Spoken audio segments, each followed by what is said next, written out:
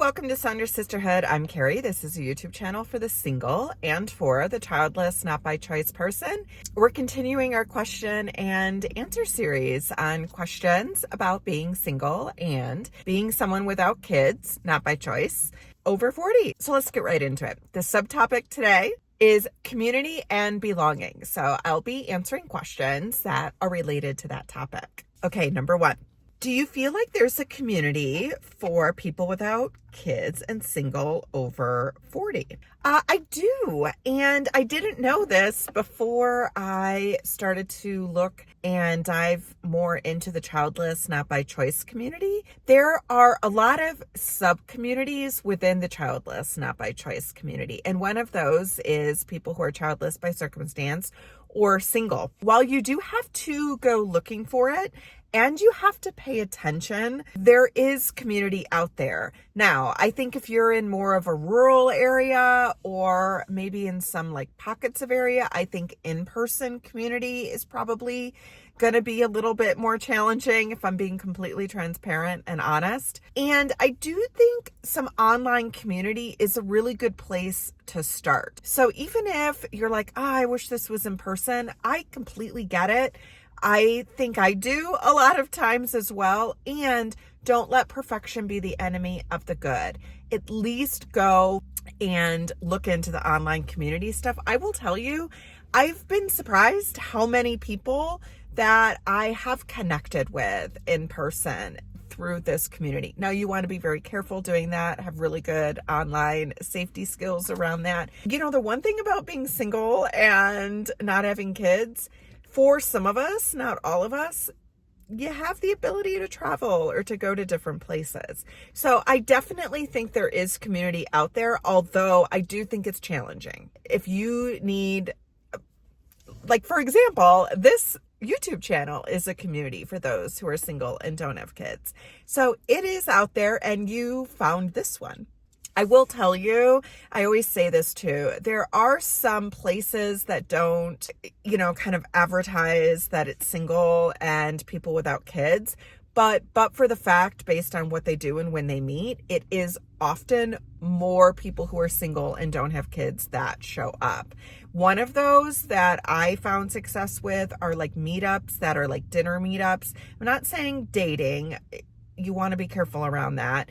But even meetups sometimes have women without kids. While they may not also be single, there are definitely people who are single that show up to those. Sometimes like dinner meetups, because of the time in which they meet, which is usually on a weekday in the evening, that itself sort of self-selects a lot of parents out of those. Not saying, oh, that's just some other tips to keep in mind. That even if it doesn't say single and people without kids, there might be topics or times that people are meeting that might self-select people who do have kids out a little bit more. All right, question 2. How do you build meaningful relationships and friendships without a partner or children? I mean, I kind of think the relationship is based on who I am and what I like to do. And there's elements of that I think help inherently build closer. I don't know that I want to say closer. It inherently builds a relationship that's built on something that is commonalities or things about who I am and not just the labels I have or the titles that I wear. So places around that, I think it's probably similar to how parents or spouses would do that. It's not going to be the PTA or my child's classroom, right? But it may be going to some of these meetups. It may be the dog park. It might be workout classes. It might be work in general. It might be dog meetups. Like, those are things that I like to do. And so I'm inherently going to have something in common with people that do show up there, right? Because there are things they like to do as well. That's kind of a tip that I think I would give is go do the things that you want to do that sound interesting to you, because that's kind of half the battle is finding something in common with people. Try it out. It's not easy. I say that very like flippantly and casually, but I know it's not easy, particularly if you're like, God, I'm going to get all these questions. How do I face the questions? Like, I get that. And maybe you don't do it constantly all the time if it drains your social battery, but you go in with a plan on how you'll respond, and make sure you have some supports, even if it's watching some of these videos, or maybe you have a balance of groups that you have virtually that are people who don't have children. And then when you go out, you have a little sort of like backup from your virtual crew. Do you ever feel lonely? How do you deal with that? Oh, hell yeah. Shit. Yeah. I think loneliness is one of the hardest pieces around that. My dog helps me feel less lonely. He's a huge part of my life.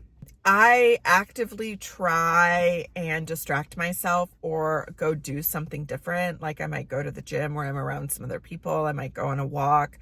I might start working on my channel or think about like videos that I want to do. That also helps me feel less lonely because it helps me connect and root back into something that's larger than me. I also really try and pay attention to what I'm telling myself, the stories I'm telling myself. When I get in those spaces, I tend to use a lot of all or nothing thinking. So I might say something to myself like, everybody has a partner, or everybody is able to have kids, or everybody else is out on a Friday night doing something chic and glamorous. And, I'll use terms like that or words like that. And so I absolutely try and correct myself because I also know that it's not true. But when I get into my feels, my brain tells me it is. So I try and remind myself feelings are facts. Coloring helps. Reading helps because it helps me like distract my brain. And then I watch a lot of YouTube videos. I like learning things. And then I try and reset every morning. What helps you feel connected and grounded? Friends, my dog, and absolutely this channel and the work that I do as it relates to women and men who are childless, not by choice. This channel, like I said. And then I have like the coloring books, the workbooks that I put out on Amazon.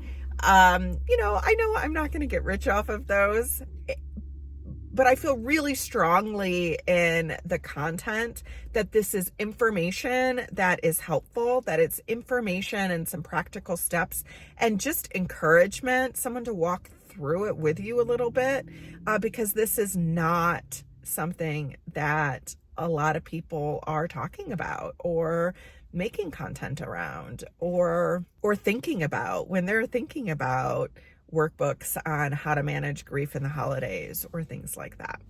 Some of the things that I am doing, like the products and stuff like that, I'll put in the link below if you are interested. Some of these questions are so stupid, and I'm saying that because this isn't these are questions that I generated off the internet, so it's not like a community member that wrote this in. But it's like, do you ever crash kids' birthday parties just for the cake? No, bro. No. I don't, for a lot of reasons, actually. But no, God, I make my own freaking cake if I want it. Because I can do what I want. Okay, there's my little mini meltdown. Who do you call your, quote, chosen family, unquote, these days? And do they know? I don't know. I don't know that I feel like I have like a chosen family. I do think I'm in a season of life where a lot of people my age are busy. Not that I don't do things with people, but yeah, they certainly wouldn't know. I think like my family. I'm lucky enough to kind of have my mom and my sister in particular. I have a brother. He just lives further away, but my mom lives further away, but she comes out and visits for extended periods of time. I don't know that I feel like I have a chosen family, and maybe it's the way I'm conceptualizing it. When I think about chosen family, I think of like Friends or How I Met Your Mother, and like that group was so tight. It's also a TV show, right? But I don't think I feel like I have a chosen family in the way that I'm conceptualizing it. I have to dive deeper into that, actually. That's probably a good thing to sort of dive into. Do pets count as roommates or children in your book? Definitely not as a roommate. I know Gavin isn't the same as having a child, but it feels like it's quite close. I know that it's not exactly the same, but I will say the attachment, the love, the closeness that I feel with him is closer than I've experienced with anything else. And so if I had to say, if I had to answer this question, here's what popped into my mind right away. I will tell you this. Do your pets count as roommates or children in your book? Neither. I would say Gavin is my soulmate. Yeah. Did you know that? You're my soulmate. All right, so those are the questions under the community and belonging section. Next Monday, we're going to do spirituality, identity, and acceptance. For those of you who are somewhere where they celebrate Halloween, that is coming Friday, and His Majesty back here is going to be a cupcake. So subscribe if you want to see some videos of that. Or even you feel free to just look on the community tab because I'll post a picture of him. It's really cute. Also, those of you who are regulars to the channel, my mom comes into town Wednesday for the next couple of months. So I would love to do a come dine with me sort of series, spin-off with me, my mom, and my sister. And we have some other fun things planned as well. So subscribe. And if there's any topics or things like that or questions that you have, write them in the comments below. I will see you in the next video. Have a good one.